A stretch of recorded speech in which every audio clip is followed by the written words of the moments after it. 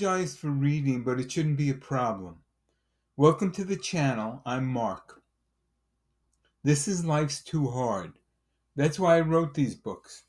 Spiriting Around, a modern guide to finding yourself, which is really about how to be an adult. CLAQ, C-L-A-Q, Creating Love and Asking Questions, because life is a question machine, which is about how to work with God. And Self-Respect, the solution to unsolvable problems, which is about how to keep a fair balance between yourself and creation. These books are available as ebooks online or can be ordered at your local bookstore. I'm going to read to you from them, starting with Spiriting Around. Don't worry you'll miss something. It's easy to jump around. And you may disagree, but that's okay. I don't mean to challenge you. I'm just asking you to think for yourself. Here we go. This is a continuation of the section on conflicts and controversies. And it's everyone's problem. We affect our surroundings because human beings depend on each other. So when we have a problem, it's important to fix it so it doesn't affect our neighbors. Problems grow, and your problems can affect the people in your community as much as they affect the people you love.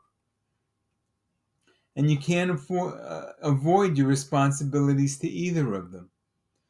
Life constantly reminds you. People send you bills in the mail, or they ask you to do things you don't want to do. But if you can't take care of yourself, you have to live somehow. So your problems become everyone's problems because we all have a stake in each other's success.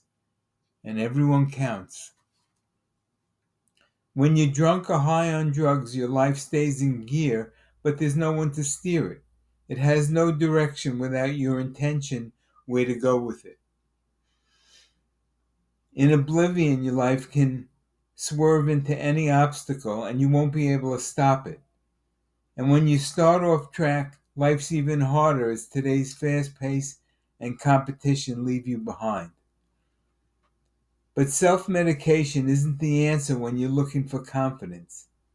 And you can't always outsmart things or exercise the problems away. So you have to protect your emotional health when your mind's under pressure. It's your main support. So talk to a professional if you need help.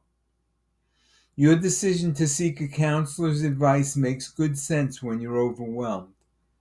It shows that you have the self-control to fix your own problems even when the problem is you. Your financial situation doesn't matter. Doctors' fees are cheaper than street drugs. And there are modern medicines that can help you keep your life on track without you being too stoned to work.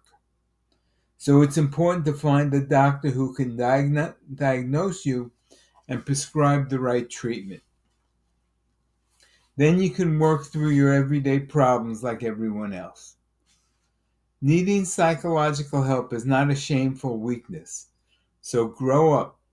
If you feel life's more than you can handle, get professional help.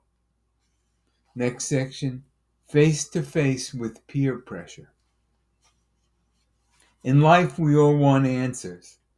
And it's our peers who we have the most in common with, who we trust the most. With today's growth in communication, we're less supervised by loving parents because they can't keep up with everything. Instead, we're often thrown in with strangers and unfamiliar authority figures. This naked introduction to the freedom of modern living can develop into peer pressure or being cool. It's a normal part of life that grows into keeping up with the Joneses or being chic. It's how human beings build a social harmony by sharing standards of behavior. And we get the confirmation we're doing well when we're accepted. But if you think taking drugs measures your acceptance, you're wrong. It's no particular honor because it really doesn't take much to do. And being popular, for it only validates your self-worth by immature people who are trying to grow up themselves. As a young adult, you start to realize the power of your independence. You see how you affect the world around you, but you're still learning the process of becoming the self-loving, self-reliant person you want to be. Till then, popularity is something we use to prove we're worthy of society. It's the reinforcement we need when we're confronted with responsibilities. But peer pressure imposes club rules on the social allure of drinking and taking drugs. While it starts out exploring adulthood, taking drugs can become a badge of group membership, so it's easier to keep doing it. Here's a separate section called a follower. There's some safety in being a follower. You could be somebody's sidekick, led around willingly because you don't know what to do for yourself. You could be in a clique where multiple leaders form a super personality that leads the whole group. Or you might be led by an organized movement with a religious or political theme as its central belief. These are all within the escapist's plan for safety and ignorance. In ignorance, you make a responsible choice to be dependent and irresponsible. That someone else will make your decisions for you. It doesn't matter if they're right or wrong. Your only thought is to avoid responsibility for making your own decisions because you don't know how. We go back to the main text. But when somebody else makes your decisions, they decide the value of your life. When you're dependent on an artificial image of responsibility, your self-worth becomes whatever the other person says it should be. But in truth, you never lose your self-esteem. It's your natural condition to be whole and self-loving. So it must be a deliberate choice to give away your personal authority. And you have to force your attention away from yourself to surrender that responsibility. But because it's a choice, you can always make a different choice. When you resign your self-worth to someone else's opinion, you might find relief in diverting your thoughts. But in your heart, you'll always know it's an illusion of what you want. Developing self-esteem is part of growing up. But a drug culture lifestyle of forget tomorrow, just have fun, stifles that growth. It embraces irresponsibility and limits your opportunities.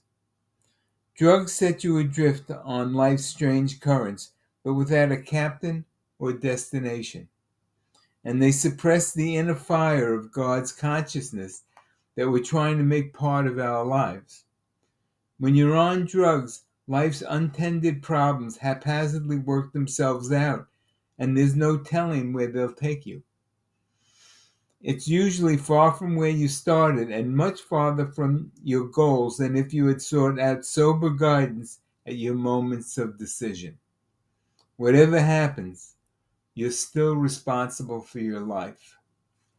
And we're going to stop there and sign off.